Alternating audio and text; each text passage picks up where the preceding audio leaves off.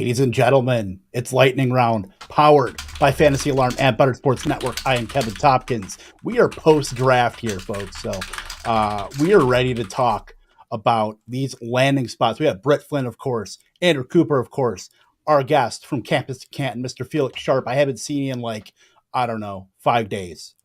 So, my friend, how are you? I'm doing good. Is somebody taking minutes or something? Because I hear typing. Do I need to be taking minutes of this? That's all Coop. That's all Coop. Oh, okay. Trying to keyboard. Try to retweet. Is there a quorum present?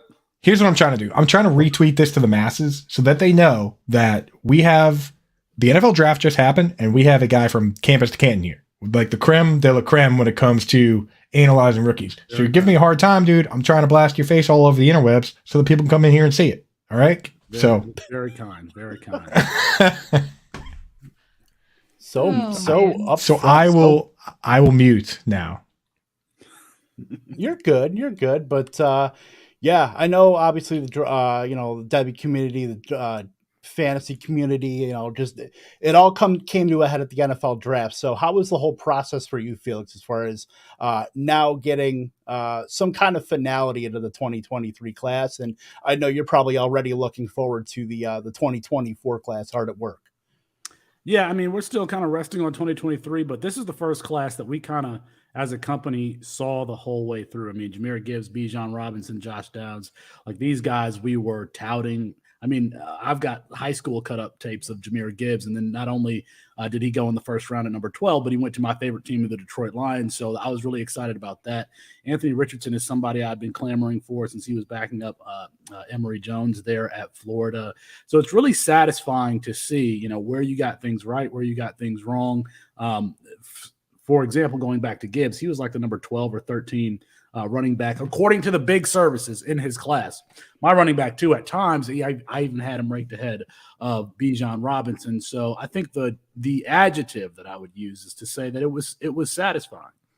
It's so funny that for so many of us that play this game, like there's people that just play redraft and they kind of take a peek at the draft, but they don't really care until August. And then there's us that play Dynasty where this is like the beginning for us. But then there's you guys over at Campus Canton, these Debbie leagues where like it's almost like the middle point, or like this is such a big event for these guys you've been looking at for years and years. So I got to get myself into some Debbie leagues so I can experience what that's like. Because for me, these guys, I obviously watch some college ball. I take a peek, but this is like the beginning of when I truly care. Whereas for you, it's got to be really satisfying to see something like that, Coop, it's nothing different than Dynasty. We're just playing Dynasty. We're just extending it down to the college ranks. And for those it's a little different. It's a little different. For those in the audience who don't know, you have a college team and an NFL team. The NFL team operates like any Dynasty league. And then the college team, you're playing college fantasy every week. And then when your players declare for the NFL draft, they are added to your NFL roster. So, we're just kind of extending the ladder down here to college because if you love football, what's better than more football? And there are times in like November, October, where you have MAC games and these lower conference games every night where you could legitimately have a fantasy player going every single night of the week. And I can't tell you how much fun that is to have, a guy to watch on Monday night for the NFL, on Tuesday for MAC, on Wednesday for MAC. Then once we get to Thursday, it's NFL and college. And then Friday and Saturday, college, and then the NFL. I mean, I grew up playing football. I wouldn't call myself a football junkie, but I do love the game. And, now we get to experience it all year round. Recruiting matters. The NFL draft matters. It just makes more things matter. And so we get to dive into that stuff, and I get to talk to you fine folks. And the transfer portal has really put in an entire new shred of lettuce on that sandwich. It's free agency. Listen, it's free agency and there's a free market. In the NFL, you don't have a free market. We have no idea what Patrick Mahomes is worth because it's not a free market. There's a salary cap. Patrick Mahomes, if it was a free market, if there was no salary cap, he might get $1 billion contract.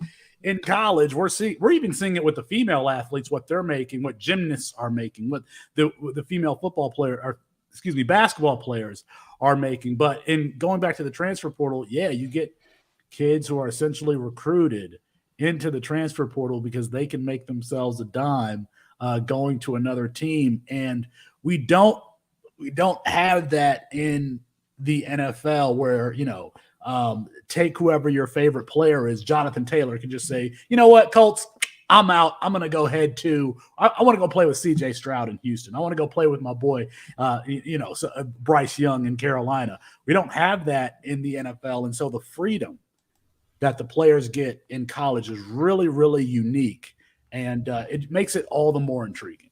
Yeah, I love the NIL, like especially like if it's going to not just pay these guys, but as you mentioned, pay some of these gymnasts, pay some of these other folks that normally wouldn't make money, and kind of encourage them to play at their highest level, especially for when they go to represent this country. Like I want to get back to the point where USA was just crushing the Olympics, like just dominating. People were terrified to play against the dream team and us as Olympian athletes. So I hope it translates to just better treatment for athletes across the board. Because, I mean, nothing better than to get a good USA chant going during the Olympics, I will say.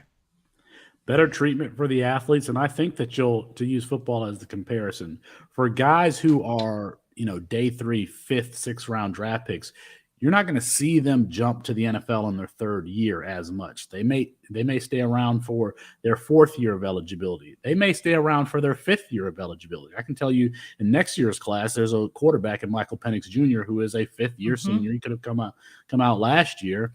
But I think that that's going to be more common because for someone like Tank Bigsby, who was the face of the Auburn program, does it make more sense to come out and be a borderline day 2, day 3 prospect and, get the NFL contract, or stay at Auburn and get whatever I bet you was a very, very high 6-figure, maybe 7-figure deal at Auburn and stay there. I think that it's going to be better for the game overall, even the NFL, because fans are going to know these players' names a little bit more because they will have recognized them. They will have seen them longer, and they will have established themselves on the college stage a little bit more before making that jump to the NFL.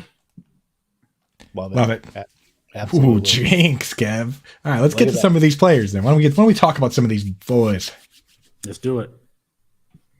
It's you, Kev. It's all you. I know. I had to ruin the jinx. You said jinx. I couldn't talk. Oh yeah. Oh, that's right. Sorry. Unfortunate. You can give me a Coke at the expo if I can go. Yeah, if you can go, if the missus lets you go. So we were talking about running backs. Let's just talk about running backs. We've talked about Bijan Robinson until our faces are blue, but right now in Best Ball Mania 4, he's going off at RB2 right now, behind Chris McCaffrey, 8th overall. We know Bijan is, the generational running back, but is the juice going to be worth the squeeze, Felix, in year 1 in the Atlanta Falcons with Arthur Smith? Is he going to tote him out there 300 times?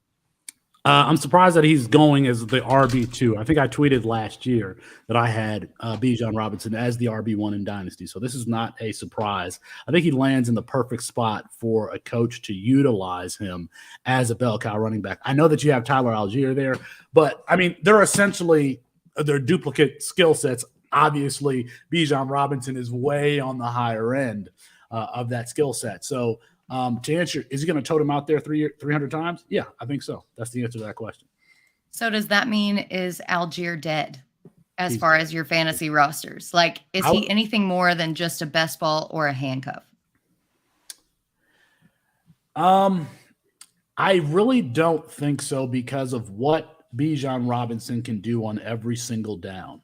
I can't think of a scenario where I am drawing up plays for the game plan that week where Tyler Algier is the better option than Bijan Robinson. I can't think of one. Now, maybe Bijan needs to be spelled a bit, but I don't know. I think Bijan is, might be a throwback to these older classes where it wasn't uncommon to see a running back carry the ball 24 times. Now Bijan has the ability to also catch 10 passes in a game, but I think that he's going to have, look where he was taken. He's a running back taken in the top 10. I think that his workload is going to be very heavy right out the gate and kind of until the wheels fall off, until he shows that he can't handle a substantive workload. And I think that he's going to get that from day one. Yeah, Felix, you hit the nail on the head that there's a lot of different scenarios in football to use a different running back, but only some of them are high leverage enough to be worthwhile to start. Like the guy that does mop-up duty, that's a situation, but you can't bank on that because, if we could predict what team was going to win the game each week, then we would just be betting on the game and sitting on a little island somewhere with an umbrella in our drinks, So when it comes to figuring out who you can start and who you can't, you need a guy that either catches passes, scores touchdowns, or gets huge volume. And like you said, we can't paint that picture for Algier the way sometimes you can with, like, if there's a early down back and a pass catching back, you can create that narrative. I can't possibly come up with one, like you said. So I'm just out on Algier. It has to be that way. Yeah, I mean, was Arthur Smith the offensive coordinator when Derrick Henry ran for 2,000 yards? Yes. I mean, I don't remember somebody. I don't even remember who was his backup running back. They don't care. I can't remember. It doesn't matter because Dion Lewis. Deion Lewis, yeah. Deion Lewis. Yeah, I think, but They tried to play the Deion Lewis card. Wasn't happening. No, they're going to give Bijan a lot of work. Yeah. Enough Bijan talk, though. He's we've amazing. talked him to death. Yeah, the whole blue in the face thing. That was the preface of Bijan Robinson. But let's talk about Jahmyr Gibbs. Obviously, he was drafted, and now DeAndre Swift has been traded to the Philadelphia Eagles. So right now, it's looking like Gibbs and Montgomery might be plus version of Swift and Jamal Williams from last year. We know Montgomery, I don't know if he's riding into the sunset, but I'd say he's probably a little better profiling with Jamal Williams, but I do like Gibbs as far as his pass catching. Gibbs is going off at RB19 right now in Best Ball Mania. So, I mean, that seems rich for me, but talk some sense into me. RB19 is too low. Talk some sense into me. And Kev, we had this conversation on the Bettor Sports Show, on the draft show. I want to make sure I don't forget to say anything here. I think Jahmyr Gibbs is a Hall of Fame level running back talent because of how diverse his skill set is. When is the last time you've been able to describe a running back as a deep threat? I can't really think of a time where I've been able to describe a running back that way. At Georgia Tech, not at Alabama, because Bill O'Brien, sorry, Coop, is a terrible offensive coordinator and doesn't know how to get the most out of his offensive players. So not at Alabama. But in the 2 previous years at Georgia Tech, the wheel route out of the backfield was a staple of the Georgia Tech offense. And so they would be throwing Jahmyr Gibbs the ball 30, 40 yards down the line of scrimmage, down the field, with a linebacker trying to play in space. I think if Ben Johnson is able to utilize him that way, the way Jeff Collins did in Atlanta at Georgia Tech, then we could see Jahmyr Gibbs have multiple seasons of 1,000 yards rushing, 1,000 yards receiving. The knock on Jahmyr Gibbs was allegedly his interior rushing. Well, what could be a boon to a player's interior rushing other than playing with a top 5 run blocking offensive line? Penei Sewell, Frank Ragnow, Taylor Decker. The big Don't forget Dan Skipper. The big hog molly's there to push up front. So I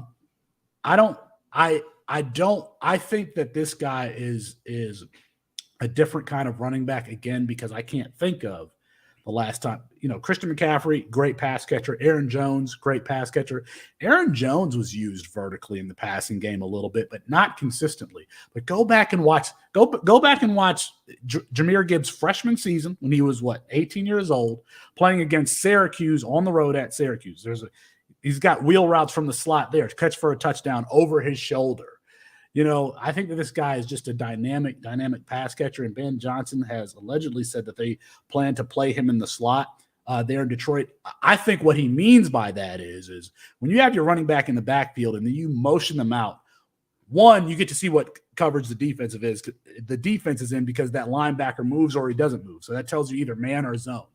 If they have the nerve to have some linebacker guard Jahmyr Gibbs in space when he goes out, to the outside there, it's going to be on and popping. That's an automatic mismatch. He can run double moves. He can run slants if you want to. We saw a little bit of this with Le'Veon Bell, but again, Le'Veon Bell was not the vertical threat in the passing game. He was consistent in the intermediate routes. And the last point here on Jahmyr Gibbs is we saw the Lions use DeAndre Swift the way I anticipate they are going to use Jahmyr Gibbs. I can't remember the game, but there is a game where DeAndre Swift was wide open. They ran him on a wheel route out of the backfield, about 30, 40 yards.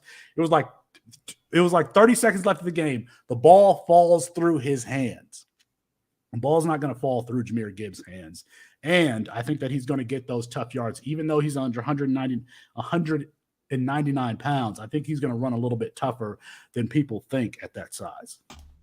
Bill O'Brien was with the Patriots for 2007 and 2011, arguably two of the greatest offensive seasons of all time. Yeah, and Gibbs, people just want to peg Gibbs as a pass catching back or a space back. But even if they do want to only peg him as a space back, he had more rushes of 15 plus yards than anybody in the nation. So go ahead, peg him as a space back. He's still going to get that yardage, even if he does end up in a committee with Montgomery, which I think he will to an extent this season because the Lions did pay Montgomery $18 million. But eventually, Gibbs is going to be the guy. Yeah, I mean, did Jamal Charles ever touch the ball? Like, just handoffs? Did they just hand him the ball 30 times a game? No, he was still. I mean, the same thing with Austin Eckler.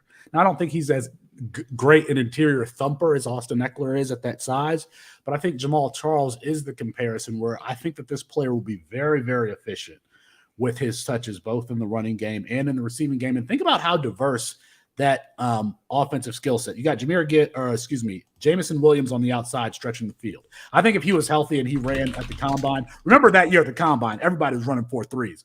Jameson Williams, easily the fastest player in college football. I think he would have ran like a 3.9 had he been healthy enough to run. You got Amon-Ra St. Brown there on the outside. They just drafted Sam Laporta also. Who am I forgetting? I'm forgetting somebody here. Oh, they got Zay Jones back. Marvin Jones back, coming back to Detroit. I mean, it's just it's a offense that can beat you in a number of ways. And I just like what it is that they're building there. And I think that the complement of he and Montgomery together is really, really perfect because we knew Jahmyr Gibbs would need to be, the 1B, 1A weapon type, because you will see them on the field at the same time. You will see Jahmyr Gibbs and David Montgomery lined up in the backfield, and then Jahmyr Gibbs goes and motions out to one side or the other. We're going to see that. Austin Eckler never had a 1,000-yard rushing season. Alvin Kamara never had a 1,000-yard rushing season. Scott Barrett mathematically proved that targets are more valuable, not even just receptions. Targets are more valuable than carries in every format. That includes standard. Even in standard, it's like 1.36 times as valuable. In full PPR, 2.74 times as valuable. I do not care about carries. I truly don't. Give me the guy who's catching the ball out of the backfield. Boom. He could have 100 receptions in a season. I don't think that's all we need in this world. I mean, 100 receptions. He could have 0 carries if he has 100 receptions. I do not care. Pretty much. I'm down. Speaking of down, there's probably not a worse landing spot for a running back than Zach Charbonnet going to the Seattle Seahawks. So Felix, I mean, seeing him go to Seattle, obviously Ken Walker is there. Just got to cut him off of the legs at this point. Yeah, I think you do. I mean, they're at I think both of them, to be honest with you, because we could have, a Jonathan Stewart, D'Angelo Williams situation here. And I can't remember. I think that both of those guys were really frustrating for fantasy. And I think that that's on the NFL side. I think it's going to be great for Geno Smith, great for the offense overall, that you can just continue to play thunder. But who is going to pop any given week? Who's going to get the touchdowns? Remember, the draft capital for both of them is the same. Ken Walker, second-round draft pick. Zach Charbonnet, second-round draft pick. So it's not like the team prioritized one over the other. It's a good NFL pick. I don't have a problem with this loading up on the backfield, making things easy. Remember, Geno Smith, really one season of good production. So let's make things easier for him. Remember, they also got Jackson Smith and Jigba to complete that wide receiver core. Don't have a problem with the pick necessarily, but it's not great for fantasy. But quite frankly, I don't think that those guys, they care that much. They're trying to win games. Yeah. And you never know, honestly. I mean, like you think about it, when Alvin Kamara was a rookie, they had Mark Ingram and Adrian Peterson. They obviously traded Adrian Peterson. Mark Ingram that year had 1,500 yards, 12 touchdowns, 1,500 yards from scrimmage, 12 touchdowns. He was RB6. Alvin Kamara had 1,550 yards from scrimmage and 13 touchdowns. He was RB3. Like we've seen Tevin Coleman and Devonta Freeman. There's a possibility where they get there. For Charbonnet, I think I've been seeing what Pete Carroll's been saying, and he says like, he's going to compete with Kenneth Walker for pass downs. But I think they drafted Charbonnet knowing that he's probably going to play pass downs. Kenneth Walker's going to play early downs. For me personally, I'm just drafting the guys I think are most talented, and I'll let the Lord sort the rest out. Like I'm taking Gibbs, I'm taking Charbonnet. I do not care. I'm not going to take a less talented player in Dynasty just because he got picked, just because the team coveted him so much they picked him early. You know what I mean? Like they like this guy so much they took him when they already have a running back. To me, that is a vote of confidence. The thing about this for me is just trying to figure out, since they drafted JSN and then Charbonnet like right after, do they want to establish the run or do they want to pass more? And that to me is the real quagmire of trying to decipher what Seattle's offense is going to be. I don't really know who to pick. Like, do I go ahead and pick Charbonnet thinking that they're just going to pound the rock? Do I pick JSN thinking that they're going to pass more than they did last season? That's where the real quandary is for me. But as far as a real NFL pick, I love it. It's just very frustrating for fantasy. Yeah, and I do like Britt busting out the Q words, quandary and quagmire. By the way, it's like playing categories over here. You roll the Q. And there's a lot of Scrabble points in that word there. Good job, Britt. Thanks. Just when you look at the juxtaposition of Kenneth Walker next to Zach Charbonnet, how many points I get there? This is what happens when I have a headache. My brain goes into like safe mode, and it's just like all of the words aligned. So they're all very similar. Juxtaposition. Stop it. Get some help. I got to drop one a show. Oh my Lord. Well, speaking of a good name that'll get some Scrabble points, Tyjae Spears, very well, he's talked about a lot lately just because of his medicals. Obviously Derrick Henry is there. It seems like that's just kind of a combination for somebody that will be slipping down best ball boards, somebody that's going to be maybe overvalued now. You're going to get him a lot cheaper later. I just don't see any kind of path for Tyjae Spears to be able to, unless he's a spell, like we were talking about with Tyler Algier. So, I mean, Tyjae Spears, what's your thoughts on him at Tennessee? It's tough to make out because I think Tennessee has drafted this guy, a couple of times in the last couple of drafts. They drafted, I think it was Hassan Haskins. They've drafted, I can't think of the guy out of Appalachian State. They've done this a couple of times. Now, Tyjae Spears is a different type of running back, more of the, I guess, lightning to Derrick Henry's thunder. I know that there's a problem with his ACL. This is a value question to me. There are some players that I would prefer. I would have to know where he's being taken. I think I prefer Kendre Miller over him.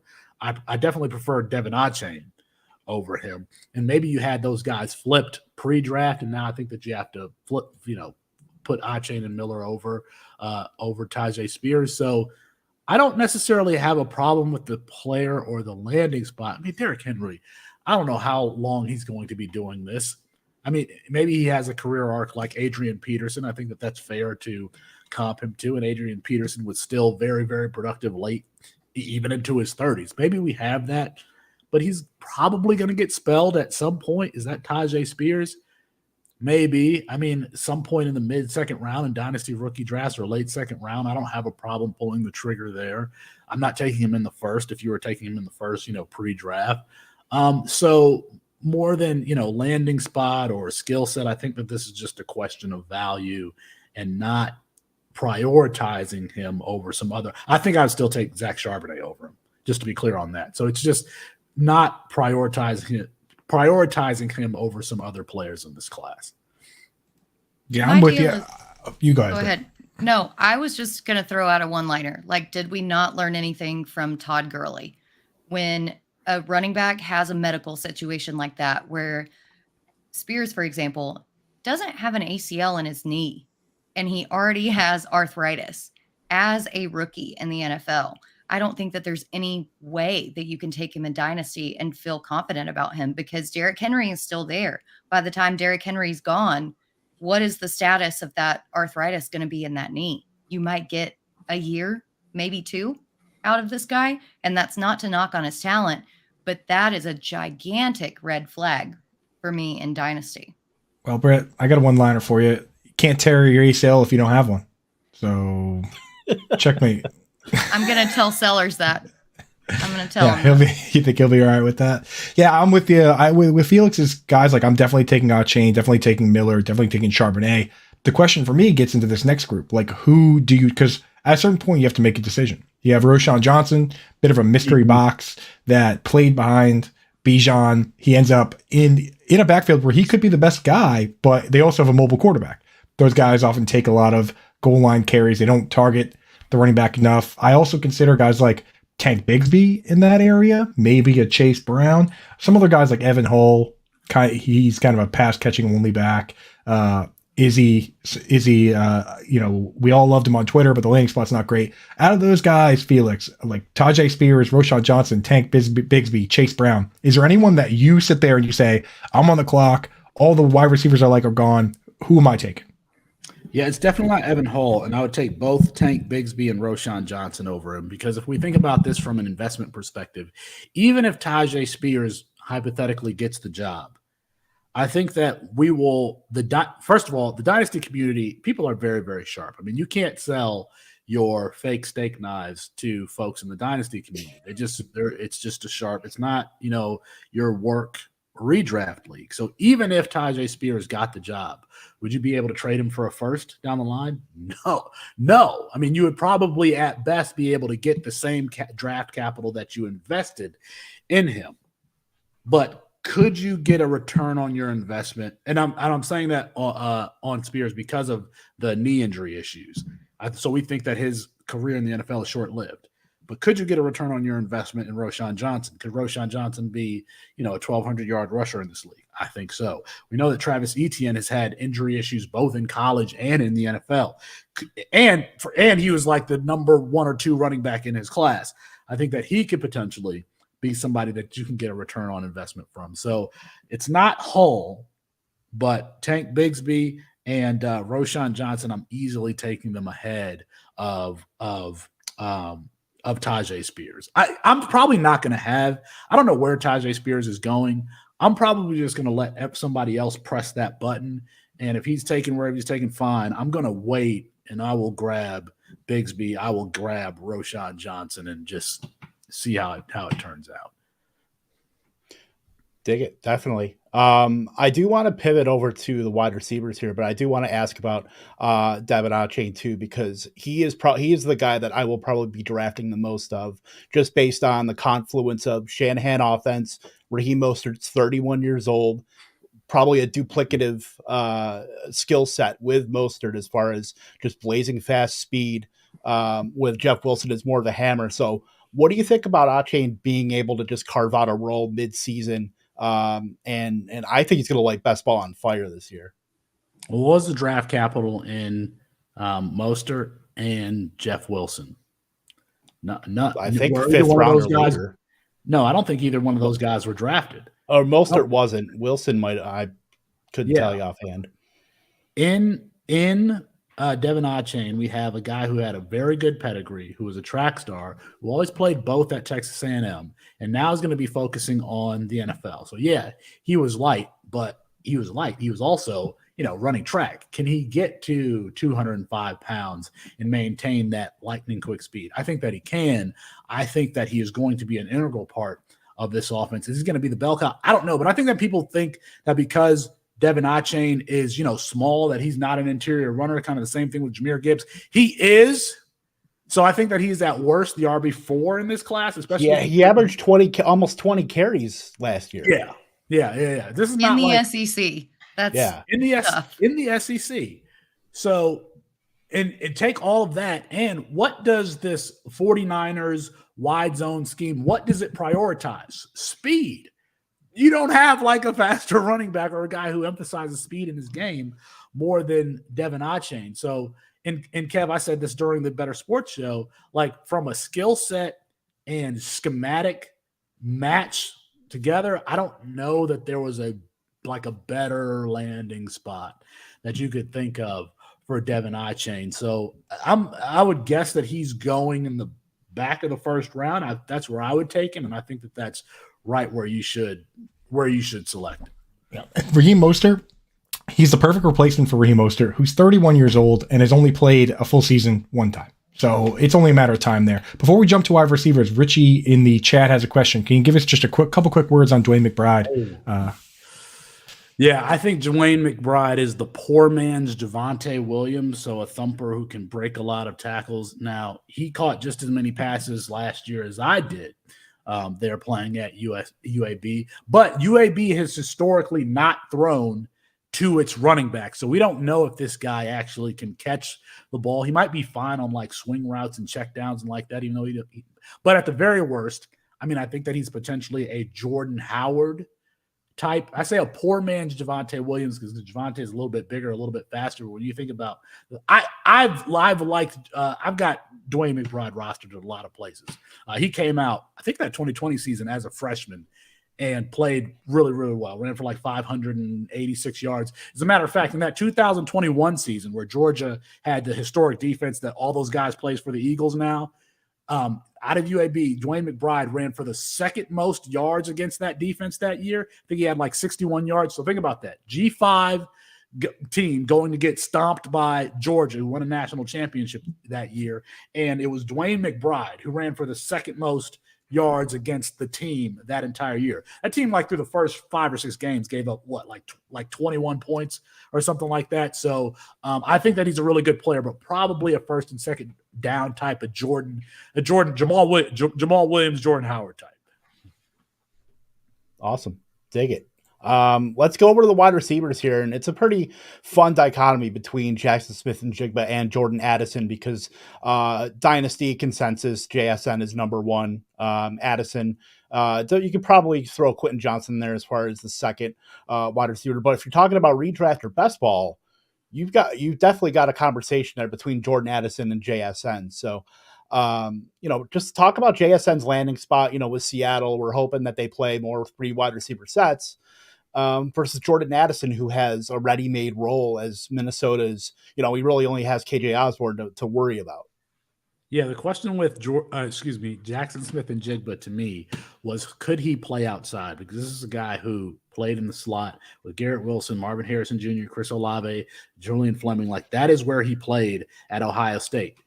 We don't got to worry about that no more because he's going to play in the slot with DK Metcalf and Tyler Lockett on the outside. So he gets to play in the place where he is most comfortable. My only hesitation with Seattle would be, Pete Carroll. I think that since he's been there, he's been a defensive guy. He wants to run the ball. They just drafted a running back in the second round. But I think that Tyler Lockett's contract is up next year. Do they re-sign him? I mean, I kind of would, to be honest with you, depending on what he's asking for. And so it could be a while until he's the clear number 2 wide receiver. Again, another spot that maybe I think that JSN is going to be fine, but maybe a guy who doesn't have a wide receiver 1 ceiling in fantasy and maybe a better schematic NFL pick than fantasy pick. With Jordan Addison, we know that the Vikings have consolidated between like 2 targets. That's just what they do. It was Justin Jefferson and Adam Thielen, and they kind of added TJ Hawkinson. So now I think the target's going to be consolidated between those 3, probably with Jordan Addison. To me, clearly the number 2 wide receiver there. I think the question was regarding redraft and best ball for this season. I mean, you got to think it's Jordan Addison, right? I mean, he's going to be on the field all the time, or at least he should be.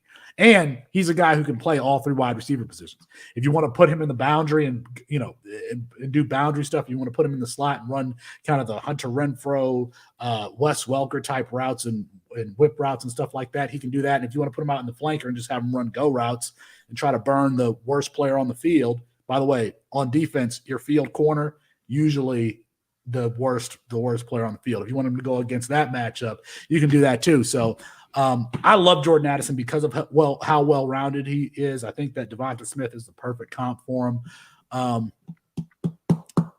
And I'm trying to think of from like a dynasty perspective, who I would pick. I kind of lean towards the guy who has been the more highly touted player this entire time, and that is Jackson Smith-Njigba. But Jordan Addison's right there. I'm fully with you, man. That's how I have it. I have JSN as my wide receiver 1 in Dynasty, and I project exactly what you're saying. And I think it could be a Chris Godwin type trajectory where people remember Chris Godwin was behind Mike Evans and Deshaun Jackson, and he just played the slot. Then when Deshaun Jackson was gone, now he plays flanker in 2 wide receiver sets, slots in 3 wide receiver sets. So I think you're right on point with that. We just have to wait out Tyler Lockett, who turns 31 this year. In best ball, in Dynasty, I'm taking Jordan Addison first. I just like the opportunity better. So we're in lockstep on that. You guys out there, if you're not set up yet for best ball, it's the best way to figure out the ADP, figure out where these guys are going for redraft. We just started doing best ball drafts. We did one with the staff. We just set up the Discord. So we're going to start doing with all the Fantasy Alarm members. So here's what you do. Go to fantasyalarm.com/underdog, or just go right to Underdog, use promo code FANTASYALARM, and get set up there. They'll match you up to $100 in bonus credits on 100% of whatever you deposit. You deposit 20, they match 20. You do 100, they match 100. Then go over to our Discord. We just added a brand new channel. We just redecorated the place over there. Doesn't it look nice, Britt? The Discord channel. It's so Straighten out the fancy. I love it. frames. The feng shui is perfect. Oh yeah, it's very nice over there. So go throw your hat in the ring in the Best Ball channel, and we'll get you in a Best Ball draft with us. We'll get you in. Howard Bender is going to do them. Jim Bowden said he's doing a football one with us next week. Adam Ronis, Fensterman, the whole gang. Get set up there. That's what you got to do. Use promo code Fantasy Alarm and then get set up. If you're not a Fantasy Alarm member, promo code NFL Draft is still live right now. It gets all of our channels, not just the NFL, NASCAR, basketball, baseball, all of them for 6 months at 50% off. So that's what we got going on right now. Sorry, it's 20% off that one. That's what we got going on. Jump in there and let's get this going. Let's do it. And you know what? We've been talking about JSN. We've been talking about Jordan Addison. It almost seems like Quentin Johnston's the forgotten guy, a trio of these wide receivers. And he landed in a pretty good spot himself because he goes on to Los Angeles. He's got Keenan Allen, Mike Williams there. They do play enough 11 personnel. Obviously Josh Palmer's still there, but I can't foresee Johnston not being able to kind of usurp his role there on the outside. So how do you feel about Quentin Johnston, at least this year and going forward in Los Angeles?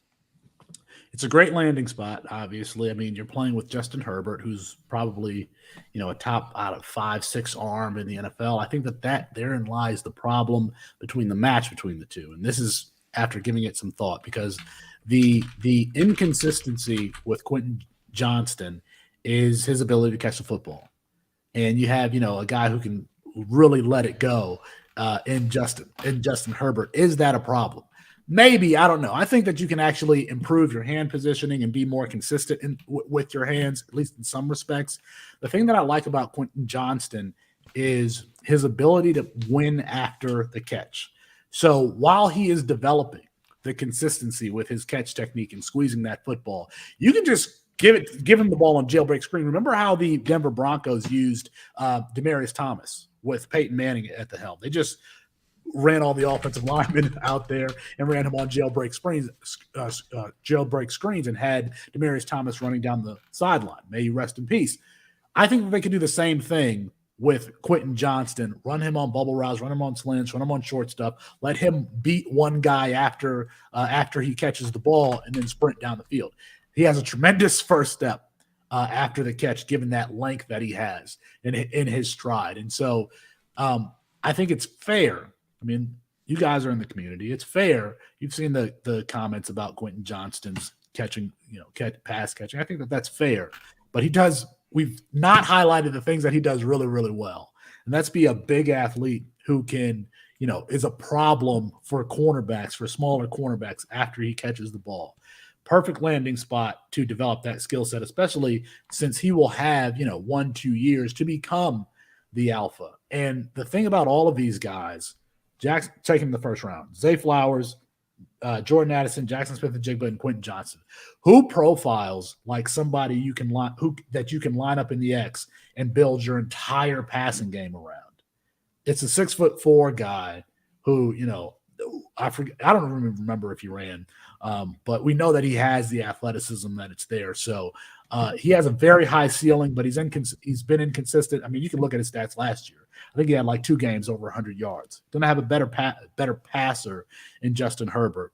But watch out for that development and how they use him. Like, are they using him on short stuff? Is he being consistent on squeezing the ball down the field? Those are the things that I would look out for. Yeah, the concerns for him are very similar to the ones for DJ Chark, which they materialize with DJ Chark, where Chark, athletic freak, right? But he just doesn't play to his size, doesn't go up and high point the ball. That's a concern. But the thing is, that's kind of what he is now. And DJ Chark is actually still a pretty good NFL player, even if he didn't turn into a super megastar. If this guy can figure it out, like Felix suggests, now you do have a super megastar, right? And when you do have a guy like that, I don't really care about the rest of the people there. Like, as crazy as it sounds with the Cooper Kupp thing, like the way he's playing now, people didn't quite know what he was. Maybe Steve Smith did. Steve Smith was the only person that was sitting there. Steve Smith Sr. was sitting there saying, this guy's the best wide receiver in the class. Out of the whole class. And I was like, what are you talking about, dude? But like, when they had, you forget when they drafted him, they had Robert Woods, Sammy Watkins. They went out to get Brandon Cooks. Nah, dude. It was Cooper Kupp, dude. He just ended up being the best guy, like Steve Smith Sr. said. So if Quentin Johnston ends up being that guy, it doesn't matter who else is there. He's playing with a guy with a cannon arm, and at the end of the day, he's going to put up points. So I'm interested in him. To be quite honest, I'll take any one of these top 4 guys to win the first round. I'll just take them. I don't care. The question is, Felix, out of these 4, if who do you like the least out of the first round guys exclusive? Who's the one that, like, if you're sitting there, 4 picks and you know the wide receivers are going to go, which is the guy that you don't want to be the last one there, where you just kind of have to click that button? I just worry about whether Zay Flowers can be a primary weapon in that offense. First of all, there are a lot of guys there, but Lamar Jackson's strength has never been like throwing outside of the numbers where we would expect Zay Flowers to line up. As a matter of fact, if you think, okay, Odell Beckham Jr. is probably your X. If not, it's Rashad Bateman if he's healthy. Where is Zay Flowers going to line up? Probably either in the slot or at flanker, like the farthest away from the football possible, at least to start off his career. Oh, by the way, Lamar Jackson has never had a 1,000-yard wide receiver. Now, obviously, Mark Andrews has done his thing, but 1,000-yard wide receiver. I'm not talking about in the NFL. I'm talking about going back to his time at Louisville. Now, Jalen Smith in 2017 had 980 yards receiving in a season, but never had a 1,000-yard receiver. So I worry about. I like Zay Jones, the player. I love both Quentin Johnston and Zay Flowers. Zay Flowers can really run after the catch, and Zay Flowers does it in like a quick twitch, explosive kind of way, can kind of make you look silly. Kind of the moves that we saw from Dante Hall. If you're old enough to have watched Dante Hall for the Kansas City Chiefs, he moves kind of like that. But that's the landing spot that I worry about. And so if we're going to see him produce, consistent wide receiver 2 numbers, we're going to need to see some development from Lamar Jackson, and we're going to need to see some volume given to Zay Jones that I don't really expect, Zay Flowers, that I don't really expect to be there. We're trying to manifest Zay Jones here to maybe get them a little bit bigger weapon, bigger in size, aside from Mark Andrews, certainly. But, Zay Flowers will certainly be interesting in the Todd Monken offense, how they use these guys. Are there any day two or further wide receivers that you see maybe making a year 1 impact, the Jalen Hyatts and Josh Downs, guys of that ilk? Yeah, I was actually surprised that Josh Downs fell to where he did. He was kind of one of my one of my favorites pre-draft. A smaller slot wide receiver who plays bigger than he is. I think that he's the perfect landing spot there in Indianapolis because what do they have on the outside? They've got Jelani Woods. They've got Michael Pittman. They got Alec Pierce. 6'5", 6'7". Jelani Woods is 6'7". And then Josh Downs is clearly Jelani Woods. Yes. And Josh Downs clearly the slot wide receiver there. So I like his landing spot. I have there are some names in Houston: John Mechie, Robert Woods, Brown, and then the wide receiver from Michigan, Nico Collins. but nobody that you're necessarily afraid of. So I like Tank Dell. We saw how, he was explosive the last 2 seasons at Houston. He was explosive at the Senior Bowl. The only question that we have really about him is his size. I like him. And then I like Jaden Reed. I like Jaden Reed's skill set. At the very least, he's going to get on the field as a punt returner early on. I love when my wide receivers can return punts and kicks because, one, that if they are back there returning punts and kicks, that means that the coaches think that they need to get the ball in this player's hands. And, we've seen Antonio Brown comes to mind, Jarvis Landry comes to mind, these guys who were taken on the later days, but then kind of developed as they played on special teams. So I would pick those 3. Josh Downs, Tank Dell, Jaden Reed. Yeah, I know your boy over there, Austin, at Campus to Can. Shout out, Austin joined us for part of the stream. He loves Reed. That was a flag guy for him, so he loved the landing spot. I love Josh Downs. Talked to Brandon Huffman from 247 Sports at length about him. Just said he's a baller. And also he mentioned that, and you probably know the name because you're deep in those Devy streets. His little brother Caleb Downs apparently is a Brandon Huffman's safety at Alabama. He's going to start this year where Nick Saban does not let freshmen start. He's a true freshman. And he's probably the best player or one of the best players on that defense. Brandon Huffman said that he went out of his way to bring up 2 players, Bryce Young and Josh Downs, as guys who just flat out can ball. He doesn't care what size they are, who they are. And then he mentioned Caleb Downs. He was like, his little brother might be even more of that dog. So I'm interested to see a freshman starting for Nick Saban. This guy's got to be a beast, huh? I mean, Josh Downs didn't start as a freshman. And, Caleb Downs, we just had the Alabama spring game 2 weeks ago, and the best player in that game was Caleb Downs coming up and smacking wide receivers. So, yeah, he's going to be the truth. Probably a first-round draft pick in 3 years. Awesome. That's awesome. I just checked, and as of right this moment, I have more followers on Twitter than Caleb Downs. I expect that to flip in the upcoming months, but just wanted to get that on record. By the way, you mentioned Austin, Jaden Reed being a flag plant. That was in the 2022 Devy Guide. We just released the Campus to Canton Devy Guide. We've got the freshman guide that came out March 1st and the Devy Guide. So freshmen and then all of the classes that came out on Monday. You can get that at campustocan.com. Hell yeah. I'm definitely going to check that out. I'm getting in a Devy league. I just listening to you guys talk on the pregame show and listening to you guys, on the show, both with us live. And I did the first night I did 3 straight hours. And then I was like, I should log off, but I sat there and watched you guys' entire show. I was like, this is just too much fun. So just after watching you guys, talking to you guys, I need to get into a Devy league. Tell me what I need to do, Felix. CampusToCanton.com is where you need to go. We can get you started there if you're looking for C2C leagues. So I want to make sure that the audience understands. In a Devy league, you may roster 5 college players or so, and they sit on your roster until they declare for the NFL draft. In Campus to Canton, you are drafting 45 rounds of players, and you are playing every single week. Like you're starting Anthony Richardson and Bryce Young and C.J. Stroud and Marvin Harrison Jr., and those players are getting points for you every week, and you can win your game. As a matter of fact, last season I traded Caleb Williams, USC quarterback Caleb Williams, and Marvin Harrison Jr. for Stephon Diggs, Kyler Murray, and Nick Chubb, I think, in a league. So you can even do trades. Wow. My NFL team was really, really good, and I wanted to make it even better. So I traded Caleb Williams and Marvin Harrison Jr. Now I kind of wish I didn't do that. Both those guys could go top 5 next year, right? I mean, that's what they're saying. Definitely top 10 draft picks for both of them. Yeah. So we have time to hit QBs and tight ends real quick, right, Kev? What do you say? Yeah, let's lightning round, as the kids say. Look at that. For namesake.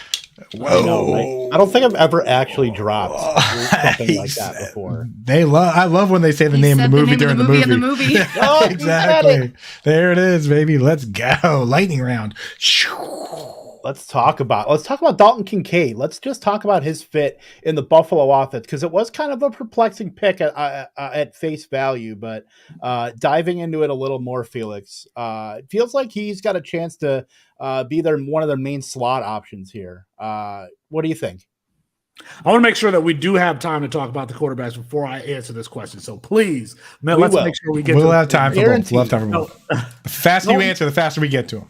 Dalton Kincaid, I think with a tight end like him who's going to dominate in the seams and kind of throw in the area where your middle linebacker is playing the middle of the field and may have his back turned, you got to have a quarterback who's willing to throw the ball to him where he may look covered. If he was playing with Marcus Mariota, for some reason, when I think of a quarterback being conservative and not wanting to turn the ball over and throw it into those spaces, I automatically go to Marcus Mariota. Josh Allen ain't that. Josh Allen will throw the ball into triple coverage to a fullback in the playoffs down the field. So he has no fear. So, great athlete, great catch radius. This is a really strong tight end class. It wouldn't have surprised me if Sam Laporta went in the first round. It wouldn't have surprised – actually, that would have surprised me. It wouldn't have surprised me if Michael Mayer went in the first round, but I don't think that you can really knock the landing – for the tight end position, they got to have great athleticism.